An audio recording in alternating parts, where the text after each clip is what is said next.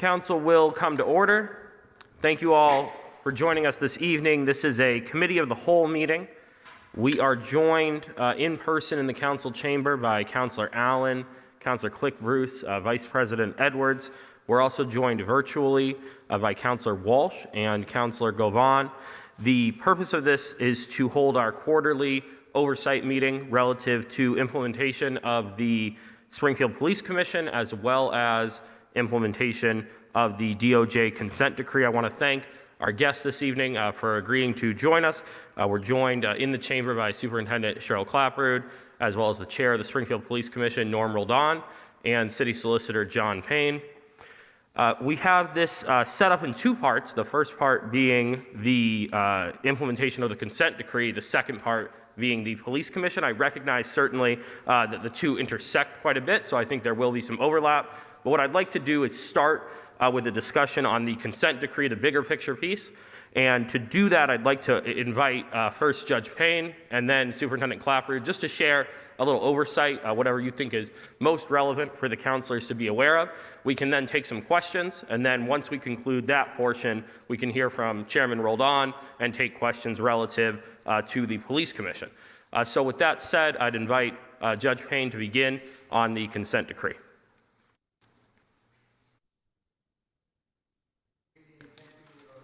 President Letterman for allowing me to speak here tonight.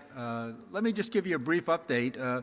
We continue to move forward with the process of implementing the provisions of the consent decree, the settlement agreement that we reached with the Department of Justice a number of months ago. Policies and procedures continue to be prepared, finalized. We have Captain Brian Bellevue here tonight from the police department, who has worked vigorously and diligently and spent an enormous amount of time working with the lawyers from the Department of Justice and the Compliance Evaluator's Office in attempting to finalize these provisions. There are 7 or 8 different policies that will be implemented.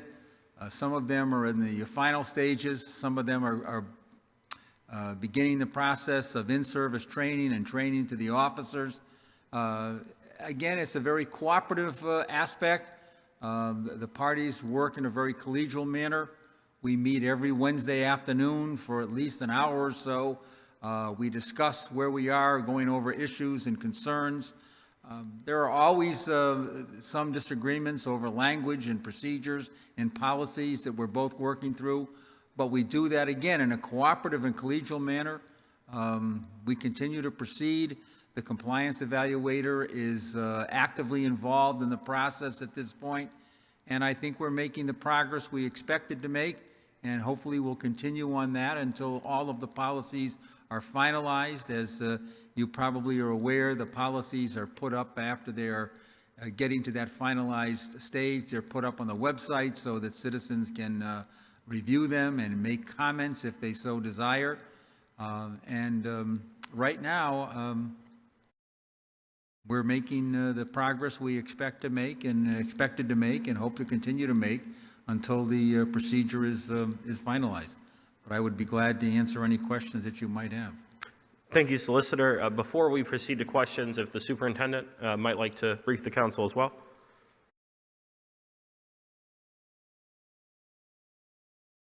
Thank you, Council President. Good evening, councilors. Thank you for having us tonight. I would just start by echoing what Judge Payne stated about a cooperative and working team. And I've been doing this a little bit longer than the judge. I was also involved in 2 years of negotiation. I was also involved in the initial DOJ investigation when they came in to look at the department. And I think it's important to note that the department fully cooperated from the time the DOJ came in to investigate us. They were given their own laptops and passwords, so they looked at the whole department. And I would just remind everyone that after looking at the whole department for more than a year, all our reports, arrests and incidents and calls, it came down to the narcotics unit, which was a small group of officers that they found violated some civil rights, and in some cases used excessive force. So even as the U.S. Attorney stated at one of the meetings, the people and the public and this council should be proud of the Springfield Police Department majority of women and men who go into work every day and do the right thing. By an overwhelming majority, the Springfield Police Department is made up of good officers who do the right things for the right reasons. After the report came out in July of last year, and the settlement agreement was made almost a year ago, we're coming up on 1 year, we do meet at least once a week with our DOJ partners, and I have nothing but utmost respect for those attorneys that we have been working with now for several years on making us what I see is just making us a better police department.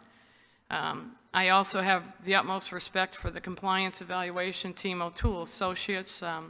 They have been very gracious in listening to me, and sometimes I will buck up and go against the grain a little bit. My concern and my protection goes with the Springfield Police Department's budget, what I can do budget-wise, what I can do manpower-wise, and I'm also trying to run a parallel track with MPTC and be certified.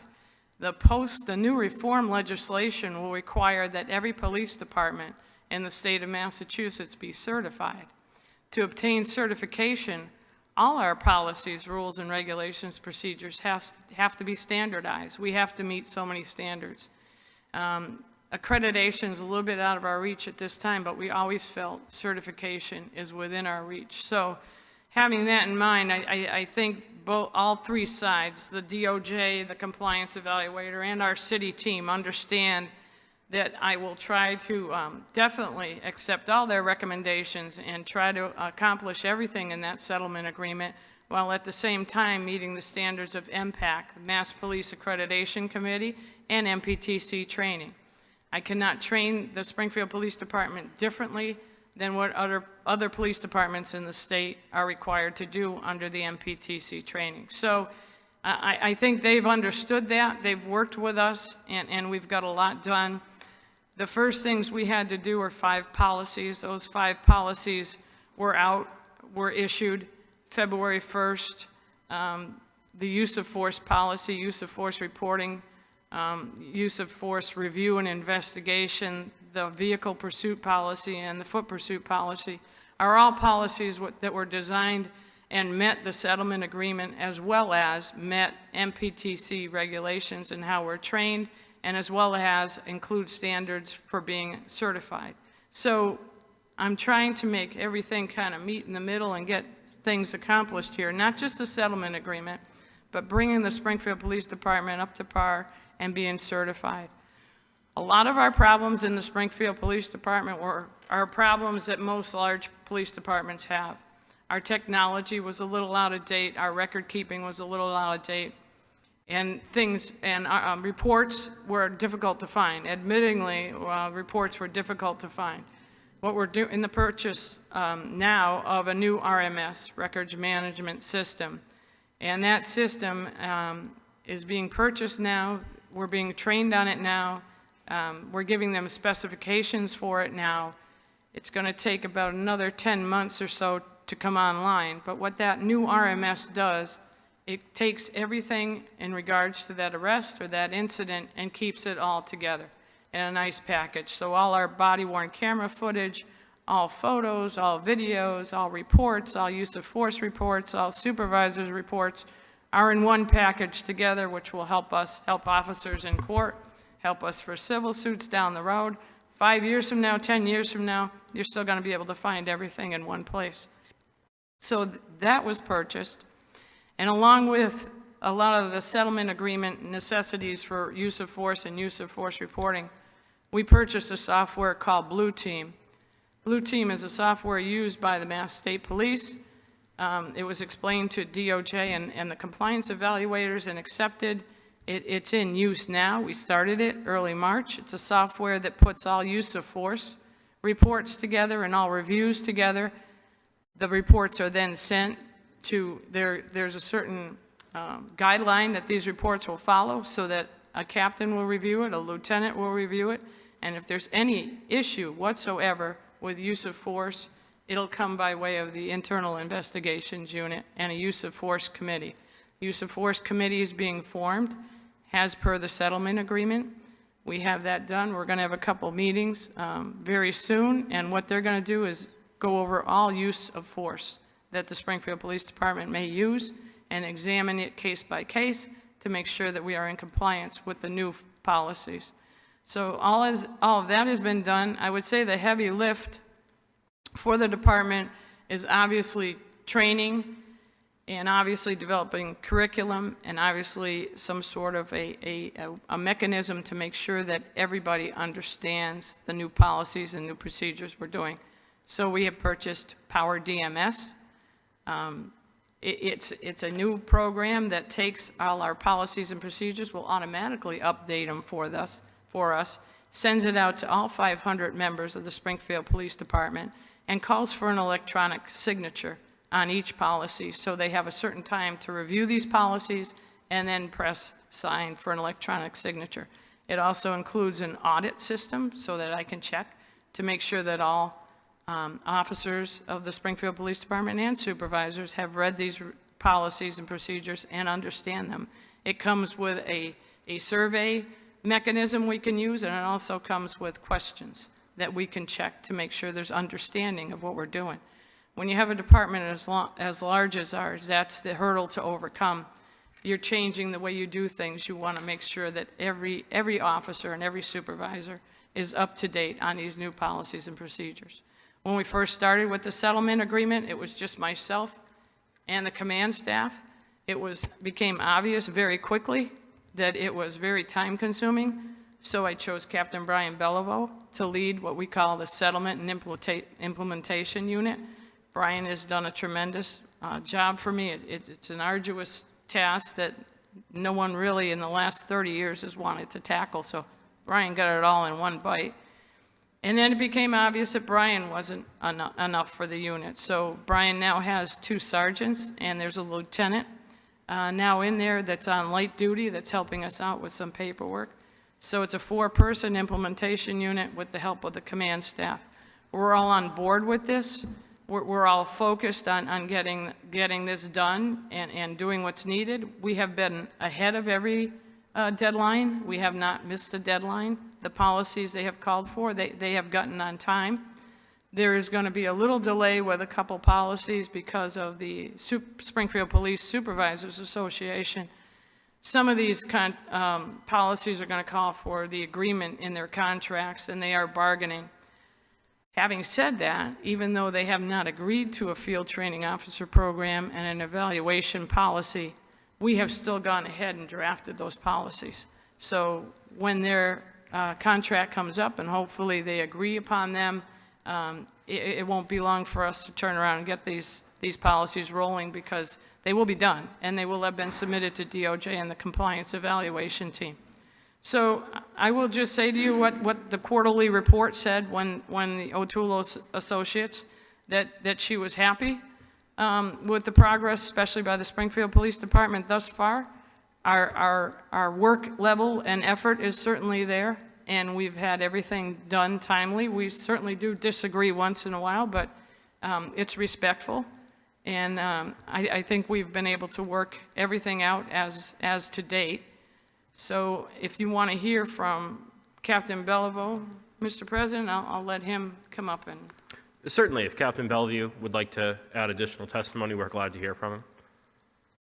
And we're also joined virtually now, in addition, by Councilor Whitfield. Good evening, Councilor President, councilors. So not really much to expand upon with regards to statements made by the judge or the superintendent. I just would say that not only is the Springfield Police Department committed to meeting the metrics laid out for the settlement agreement, but we are exceeding them. So the bigger picture here is not just to simply address those concerns, put them aside, and just say, let's just get through this. I mean, the superintendent and the team that we've put in place has a legitimate commitment to making the Springfield Police Department the best police department that it could possibly be. I think the implementation of certain software programs, policies has allowed us an opportunity to develop clear and concise direction for our department, in keeping with those multitude of organizations that we're responsive to, MPTC, MPAC, Post, DOJ, of course, and Mass General Law. So I just want to reiterate our commitment to making it the best police department that we possibly can, in spite of the fact that we're in the middle of a settlement agreement, and that I think we're moving the needle forward to the future of policing, and I think we'll be innovators and leaders throughout the state. Thank you, Captain. And thank you all for your testimony thus far. As I stated, I think we should start with the consent decree and then move to the Board of Police Commission questions. We're also joined now virtually by Councilor Davila and by Councilor Hurst. And so at this time, are there any questions for those who have testified from the council relative specifically to the consent decree? We'll go with Councilor Edwards and then Councilor Walsh. First of all, thank you all for being here. Appreciate your time. I came prepared to ask a few questions regarding some specific items. I believe part of it's been addressed, or can you clarify specifically what I was interested in first was the Section 90, which was required that within 6 months that you would have forms, advertisement, and other types of materials related to complaints available out in libraries and the courts and on the city's website. Has that been fulfilled? Yes, sir. Okay.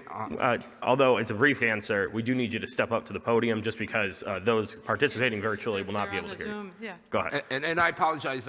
I have to speak into the mic, so I'm not looking. I'm trying to satisfy two different things. That's so, okay, Counselor. No means to be disrespectful. That was the first one.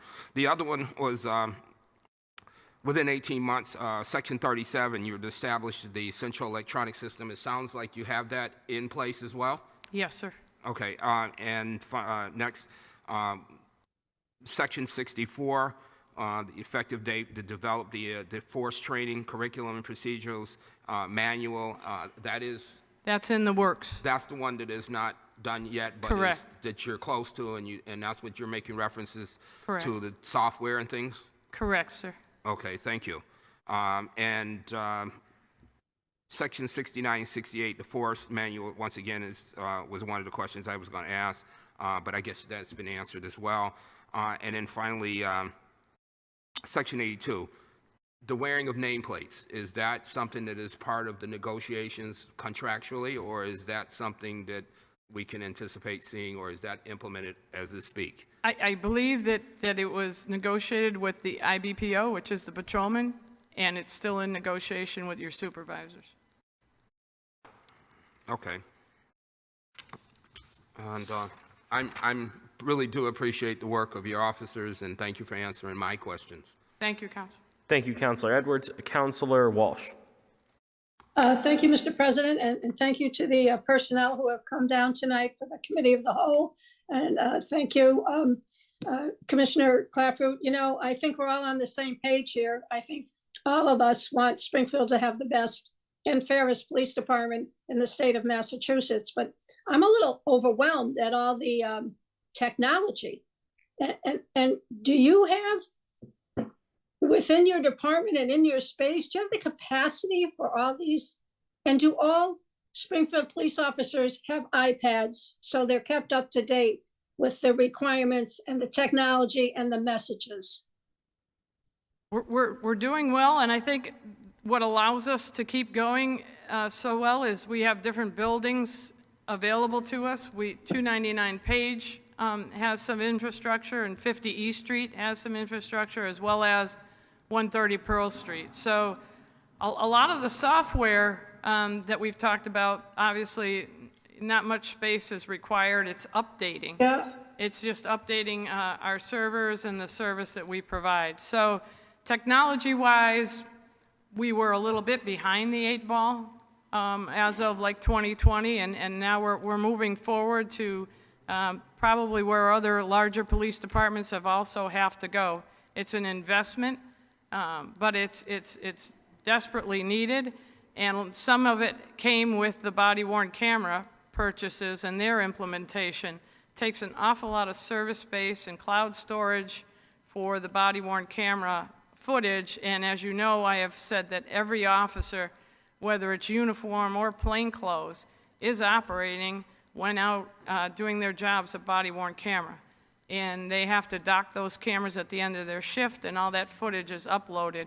It cannot be changed, it cannot be altered, it can only be uploaded to the cloud. And I think that's showing that we're committed to transparency, to being a very professional department that takes everything serious, and the body-worn camera program alone, which was the policy for that negotiated with a group from DOJ before this group came in.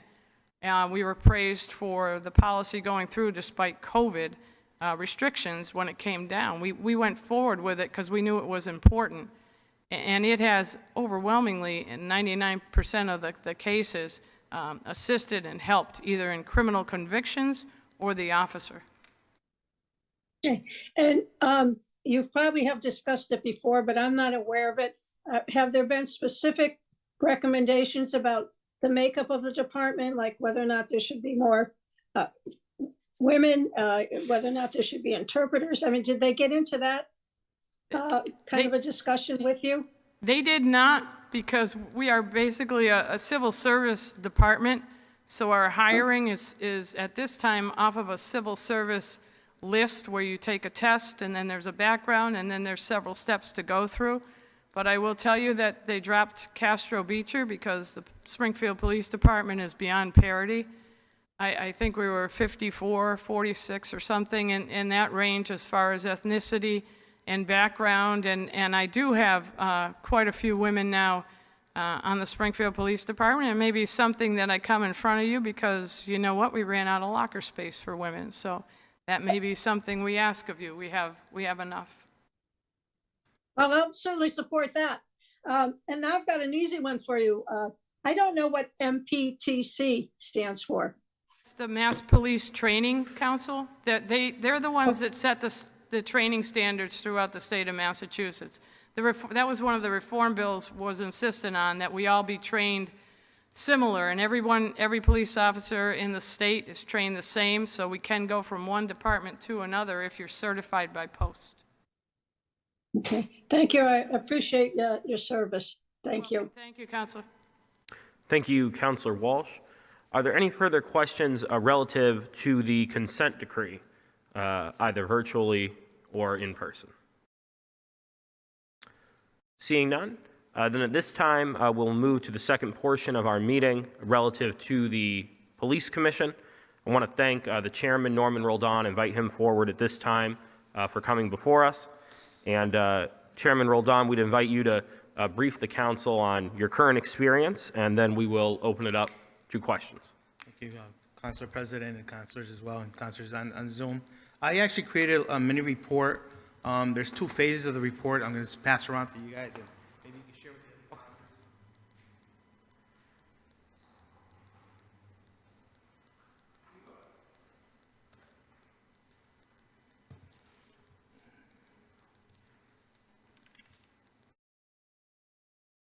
So I know we didn't meet last year to do our quarterly report, so I went ahead and formatted a format from last year. We started in April 11th, our first meeting. So the first sheet you'll see is last year's report. It's all together because the whole year's over, right? So I did break it out on the side to a bar. If you look at the report on the side, you'll see there's quarterly, it says quarterly 2, 3, and 4. So you'll know, it'll be easier to describe which was which as you go down through them.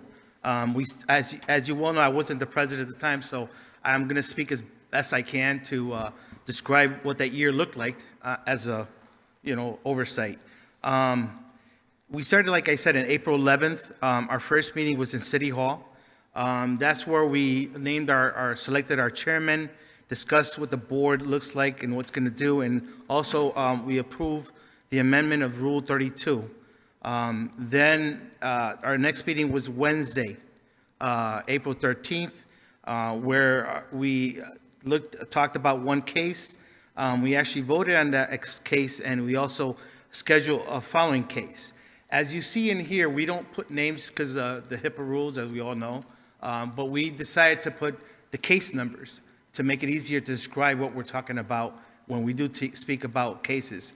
And a little description. In the beginning, we just had a case number without description. Nobody knew what it was, so we as a committee got together, and this year we voted in a couple changes, and that was one of them. So, and this report, you'll see some of that. Like I said, we did the best we can. Our next meeting was in April 20th. We had another case review. We had scheduled a case as well. April 27th, we went into, and you also see that I described the locations we're in and location spot. We could be at the City Hall, or we could be at 299 Page Boulevard, which is the training center. So you could also follow through with that. On April 27th, we had a couple cases there. We actually scheduled one, and we had two pies that we went through. Morally rules and regulations and decisions. We found one unfounded. We voted that as unfounded, and then we moved on to the following description of the next case. Next case was viewed and talked about on May 4th. We did that in City Hall. It was started as an open session, went into executive session. That case, we heard it. We scheduled that meeting as well to follow through. We needed more info, so we scheduled that meeting for June 8th. But in between there, we had a regular meeting, which was a public session meeting in the Orchard. That meeting, we just talked about to meet our citizens. We met with them. We just strictly talk about what we're looking to do with the DOJ consent and stuff like that. Legally, only stuff that we would know, right? There's not much we could talk about, but more introducing ourselves to our citizens. On the next quarter, which is the next page, you'll see quarter 3. We met on July 13th, open session. It was more work on that one. We talked about what the police commission looks like, what our responsibilities will be, and what we would do. Also talked about the responsibilities of the IIU, how we would work with them, what formats, what relationship we would open to work with them as well. We talked about a little bit about the officers' responsibilities and stuff like that. There's stuff that was more business on that meeting. We adjourned that meeting. The next meeting we had was in Wednesday, August 7th. We met at an IIU training center as well. We started as a regular session, went into executive session. That was a rule regulation case that we heard. And the board, talked about more about retirement or termination, and the decision was made to retirement on that case, I believe. I believe I was in that one, so I'm doing the best I can for concerts in this one. Then we also met on Tuesday, September 20th. That was the fourth quarter. On that case, we talked about a 3-day suspension to an officer. On that case was rules and regulations as well. We heard from the superintendent. We reviewed the case, and we found it to be a 3-day suspension with a 1-day training, retraining. What we're trying to do is not only suspend, but bring officers for retraining as well, to make sure what the rules that they broke and understand what they are. That was the decision we made as a board and implemented as well, and followed through with the superintendent and the police department. Wednesday, October 19th, it was an open session. It was police commission. Talked about the decree. We talked about agendas and stuff that it was more in-house business for us to organize. After that, we had our last meeting of the year, which was November 22nd. It was also in the training department at 29 Page Boulevard. It was started as an open session, ended up as an exec session, and there was also a case that we reviewed. In that case, I believe we rescinded. So I did the best I can to do a quick overview in the bottom, how many cases we heard. We heard 7, but really it's 8 because it was one unfounded that I forgot to add in there. So it was one unfounded, and it's in the report, actually. So we heard a total of 8 cases. But along with that, we did a lot of work with organizing our committee itself. So that was the end of that report. Any questions before I move on to our new question, section? I think it might make sense, Mr. Roldan, if you have further testimony, to do it all, and then we'll Okay. take questions. All right, perfect. All right. So then we start the year. Our first meeting was in January 19th. It was at the training center, 299 Page Boulevard. We opened in open session and went to executive session. On that day, there was a lot of business going on. We accepted the Robert's rules, something that we wanted to do to make sure that we understand what our procedures were and what the Robert's rule format would be for us.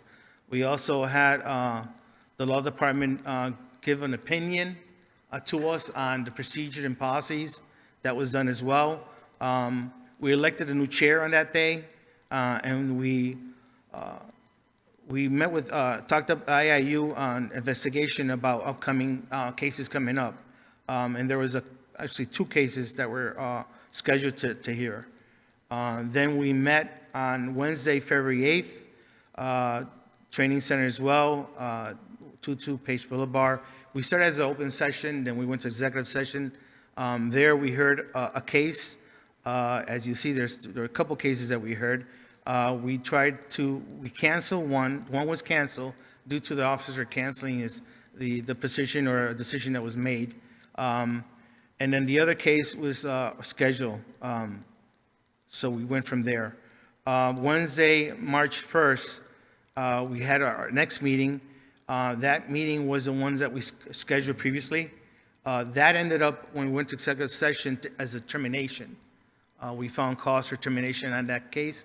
We terminated the officer, did due diligence with the law department, with our police department and HR to do the processes go through that process as well. On Wednesday, 8th, same thing. We met at Page Boulevard. It was an open session. We talked about 2 cases previously that we're going to schedule. We scheduled them, but apparently one of the cases, which I can't speak much about, has turned where there's a legal case now. It's in court. So we're looking to wait to get findings before we move on that case. And that is it for this year so far. Thank you, Mr. Chairman. Is there anything else you'd wish to share before we enter questions? Yeah, actually I do. So thank you again for, allowing us to be here and do this quarterly report. There's a lot of things happening and moving as you well know. It's a board, it's a citizen board that lives in the city. Work hard, and it's not easy sometimes. These cases are really intense. It takes a lot of hours to read through them. And you have to make the decision from the heart to make sure you do the right decision for our citizens. So with that, there's stuff that happens that I like to see as we go forward. For example, my number was put in on the web by mistake, my personal number. And as you well know, there's prankers. They called and they just pranking me as they call my number. So I'm asking some support for the city council to see if we could get phones to support that decision, to get our cell phones so we could go forward and have that done.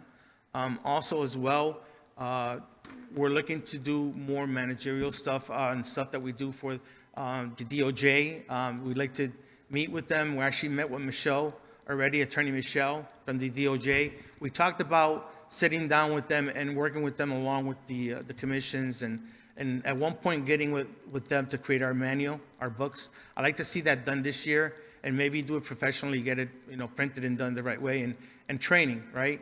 As we all know, we can't do training altogether because it'd be an open meeting law. So I was thinking more of a 2-session training, and as well, not just here, but probably like to see what other cities do as boards, and we can learn from those mistakes that they've been through and make better decisions as a board. So that's also I'm looking to do as well. It's hard, right? It's not easy, but I think it's workable. It's getting done. The big hurdle was last year, I believe. As you know, we had a lot of bumps. This year, we're streamlining a lot of stuff. in our meeting. We're making more headway on decisions that we're making, better organized to make decisions. So with that, working with the DOJ, I met with Michelle. We talked about some stuff that they're recommending for us to look at and do. So we're going to take their advice and follow through on that. As well, I'm meeting tomorrow as well with the next group as well. So other than that, that's it for me. And any questions, I'm more than happy to answer. Do you have access to city emails?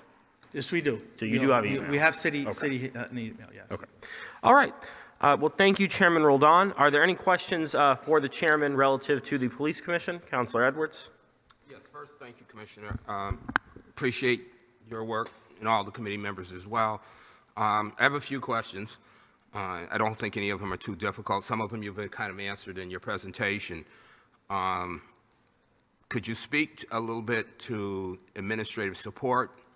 Do you have a budget? And you already mentioned the need for trainings, which would have been one of my questions. I was also going to ask, are you or your members available to be affiliated with any national associations? So I assume that last question is no, but could So you start that's a good back? question, though, because we Okay. talked about that with the DOJ, so we're not at this point. Okay, and That's a so do you have a budget? We don't have a budget, so that's a question I'm going to bring up on this next format that we're talking about, because there should be a budget for us to do administrative work, right? What it looks like right now, I don't know. What I want to do is sit down and make a wise decision on what the budget should look like and what our recommendations should be. I just don't want to come today and tell you, yes, I need a budget, this is what I need. I prefer going back and getting the information and coming back, but we don't have a budget. We do need a budget, and I would definitely love to work with the counselors in organizing it. Mr. President, if you wouldn't mind, do you guys have any direct communications outside of the hearings with the rank and file? With the rank and file, excuse me. explain The that. police officers, the commission oversight? We really don't. As far as I can speak for myself, right? I don't have communication with other rank and file, except for the superintendent or the officers, the IIU, that we talk about cases that we're reviewing. Other than that, I'm not aware of myself or any other, but I could tell you, speak for the other. Okay, I have two more. The first one is, at what point do you envision the commission assuming the full responsibilities as assigned by the ordinance, including the oversight of policy, hiring, and promotion authority? That's a good question. That's a real good question. I would love to work with the DOJ, right? I think the DOJ has formats of other cities and towns that do this right now. They have commissions out there that do the process of hiring and firing. Fortunately, the one thing that when we started, we was taken off the table was when we started and we signed the agreement, it was the hiring part. And I'm going to be honest, some of us didn't know that was put in there. Myself, that was taken out, but obviously we signed it. It's there, but I would love to go back and revisit that. And once we get organized on formatting how the board looks like, how it's going to run, and do our diligence there, because I want to work with the DOJ and our law department, the police department, and the city, and the mayor, and its counselor, and everybody to make sure that we're on the same page here. Because at the end of the day, this is what it looks like for our citizens and responsibilities that we do. So I take that actually as an important thing that you just mentioned. So yeah, definitely. Well, my final question was going to be, and I guess it is still, what can the city council and administration do to support the police commission? I've made a note of the fact that you've requested phones. I've taken note of the fact that you don't have a budget and or access to trainings in the other national associations that perhaps would be beneficial. Right. But it sounds like it needs to start with a better relationship with the DOJ, which shouldn't cost a whole lot to be able to do that, correct? Yes. And I expect that my colleagues will take note of the budgetary request, and perhaps maybe somebody in finance will consider holding some meetings with TJ and members of the administration as well as the commissioner on how you can get the support financially that you need. Thank you, Mr. President. Thank you, Commissioner, and please extend my gratitude to all the members as well and to the entire force. Thank you. Thank you. Thank you, Counselor Edwards. Let the record reflect that Counselor Hurst and Counselor Whitfield have disconnected, and we'll go now to Counselor Walsh. Thank you, Mr. President, and thank you, Norman, for being here. My question is about access, because, when the city council, when we fought so hard to establish the police commission, I think we envisioned that there would be a real openness with the citizens of Springfield. And that one of the reasons I was so much in favor of the police commission is I hope and I expect that it's approachable. So I want to know about access and how do the citizens approach you and how often does that happen? It all depends, right? Being a community member in the city, I do get approached a lot. That's one way. But this is the reason I wanted the cell phones. The reason I need cell phones is because we do want to reach to our citizens. Besides our meeting that we have monthly and letting them come in and speak to us and ask questions, that's one way we do it. We also try to meet to the consuls. Every consul that we could make a meeting, we'll go there and talk to them and explain to them what's happening. That's another way. But yes, I do share that we do have to have a better communication to our citizens. What that looks like, I think that's many avenues that we could talk about. Communication by phone, website. We do have a website. I don't know if the website is interactive. I would have to make sure that that's also possible, that website would be interactive. So somehow we would communicate to us on what their concerns are in the city. Now, that said, we need to make sure that citizens know that if it's a complaint, they have to follow through to IIU. Because we can't hear the case, right? We need to be neutral. So when we do get the case from IIU, we would definitely know what's going on and then definitely make a wise decision for that reason. But I do want to make sure that we open that communication, right, to our citizens. And if there's anything that the superintendent could speak on as well on that part, communicating to us, to our citizen, if you have anything you could say, it'd be great. Superintendent. So basically, Superintendent, what I'm trying to find out if someone has a concern or a complaint about an issue within the Springfield Police Department, there's not like a regular office or something they can go to bring that complaint. There's many avenues to bring the complaint. Counselor, on our website, there's an online complaint form. Libraries now have the online complaint form. That's how we get most of them. They can contact the Internal Investigation Unit, which is at 299 Page Boulevard. And I think you have to understand now that the setup and the problem is you have a board of police commissioners that are doing discipline cases. So they're hearing the problems, they're hearing the complaints. They can't get involved. It would be unethical for them to get involved at the start of the complaint and be the ones to receive the complaint and then be the ones to hear and hold a disciplinary hearing. So the way it's set up now, because of my contract, I think you just have to understand we're doing everything we can to make citizen complaints, inquiries, and problems much easier than in the past. They'll be on every website, and there's every time we have an article in the paper, we give the SPD website. We'll tell you that you can come to different locations and mail them in, and that's how we've been getting most of the complaints. Not that they're numerous, they're coming in via online. But the way the process is set up now, you don't want citizens to reach out to your Board of Police Commissioners and say, I had a problem with Officer so-and-so on this day, he did this, and for them to say, okay, we'll investigate. They're not the investigative body. They should remain neutral until they hear the case. So for now, the way it's set up is you just want us to be pushing out, and we have been pushing out complaint forms in different languages. There's many ways to make it, and that's the fair way. And if the complaint should rise to a disciplinary hearing with your Board of Police Commissioners, they're a neutral party. They haven't heard the case before, they haven't formed opinions, and they're going to make a fair judgment of the officer. Do you get a lot of complaints? No, we get What'd you about, say? we're averaging about roughly 3 a month. Still, the most complaint is rudeness, and that has been solved mostly by the body-worn camera. People interpret most of the officers being professional and short now that they're recording, and that is unfortunately seen by rudeness sometimes by those that we stop.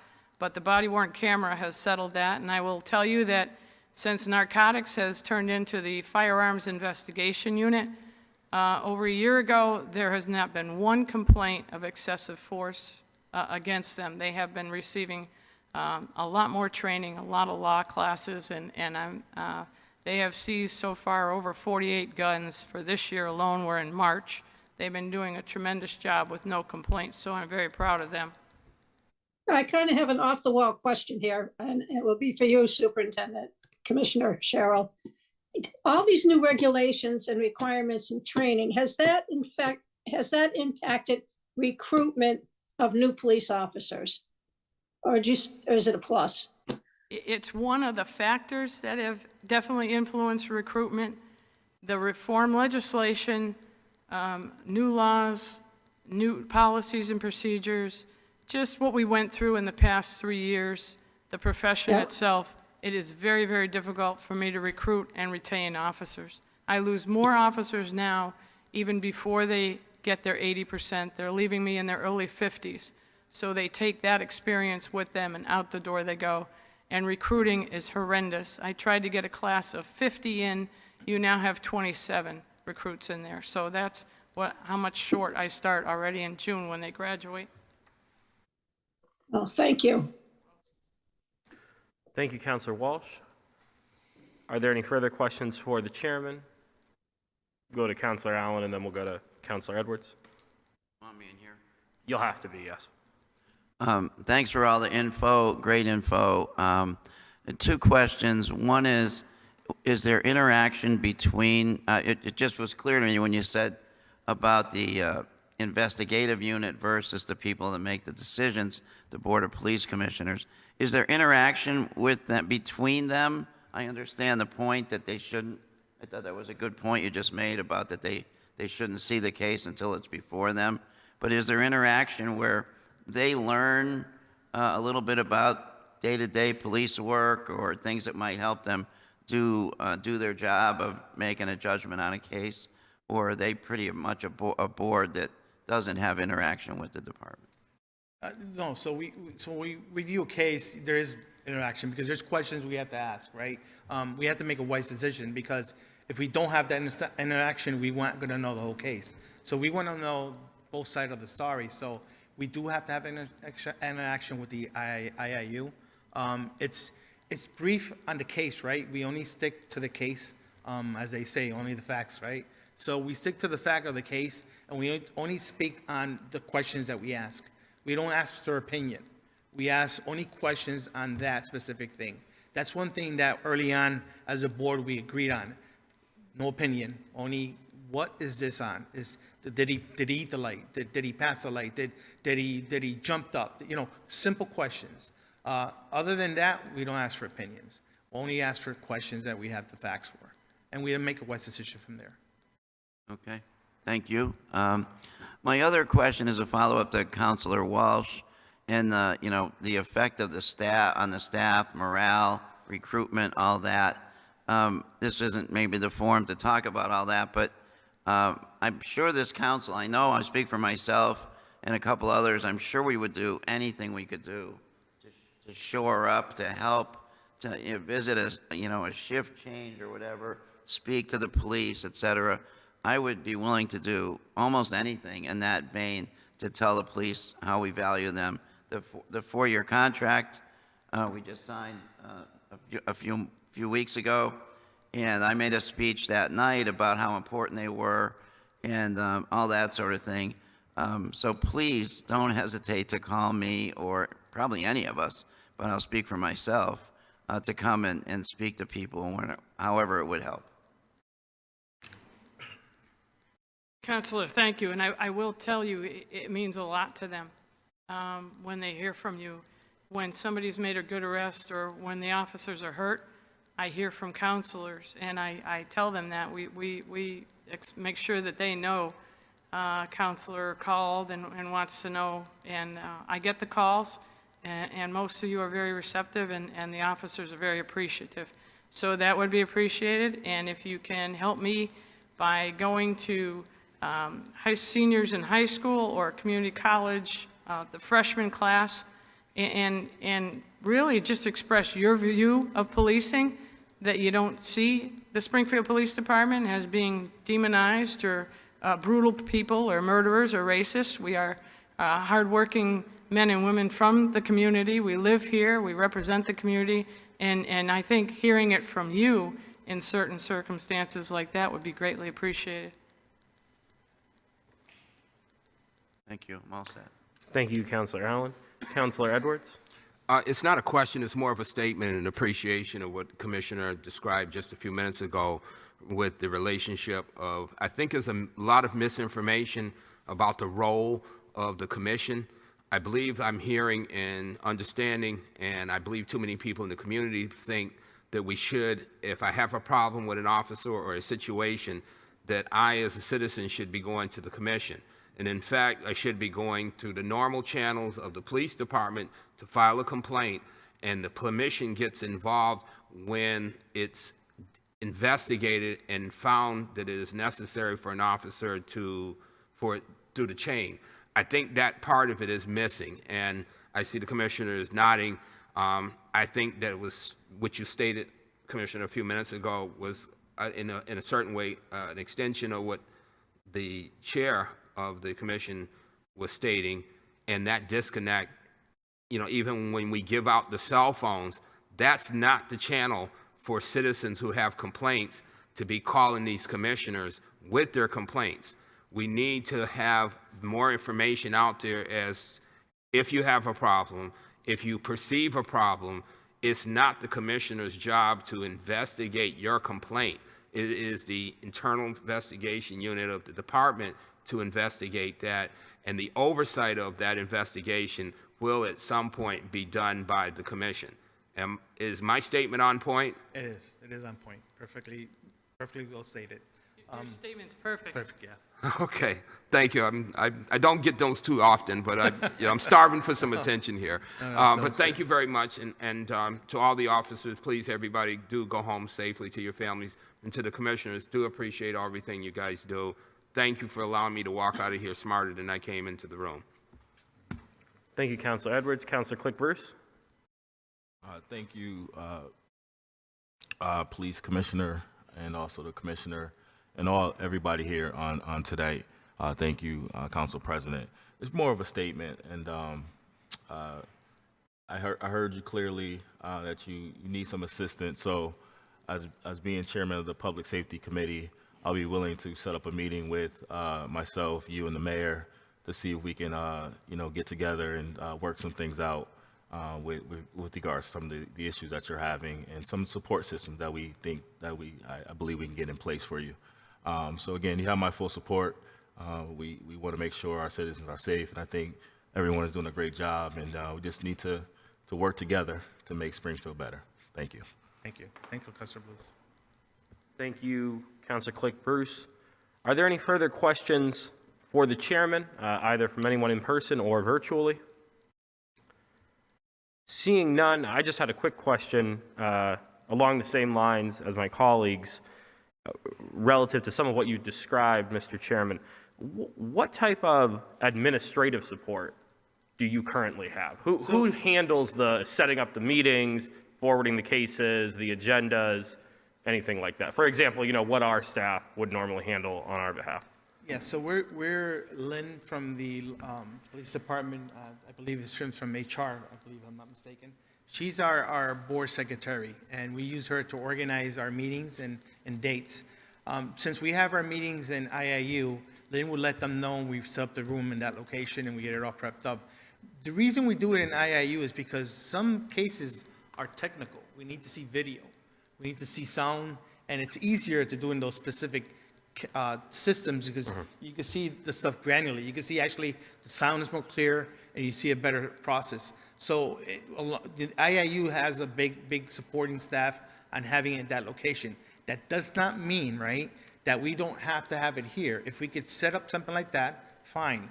I'm okay, I'm open to have conversations. But today we have it at IIU, and we work with the IIU to set up the location. And Lynn is our point person for that. So. Are the public portions of your meetings recorded? I would say no.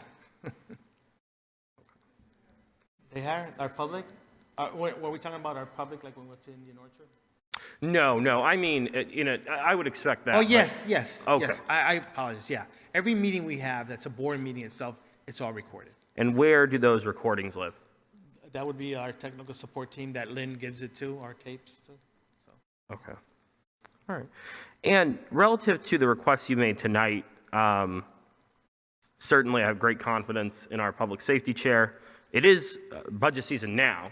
Have you made these requests to the administration? So I recently reached out to them, and now that I have the support as well with our safety commissioner for the city council, I would reach out and set up a meeting to see how that looks like. I'm trying to reach out to DOJ because they have formats from other cities. And, I don't want to reinvent the wheel if there's something already there. So along with the IIU, with, them and the city council and the mayor, I would definitely have a conversation and set up a meeting and see how that looks like, definitely. Thank you. Well, with that said, I want to be respectful of time. I want to say thank you to each of you for giving us your time, your expertise. And what we'll do going forward is we will continue these quarterly meetings. This is really what these are about. It's about having an opportunity to come together and discuss what we can do to bring the proper resources forward for the implementation of both of these reforms. I do want to say that I think as we continue to look forward, what we need to be planning for is the police commission to assume your full responsibilities.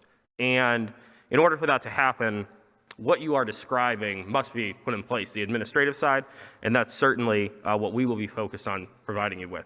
And so seeing no further questions, at this time, we will stand adjourned.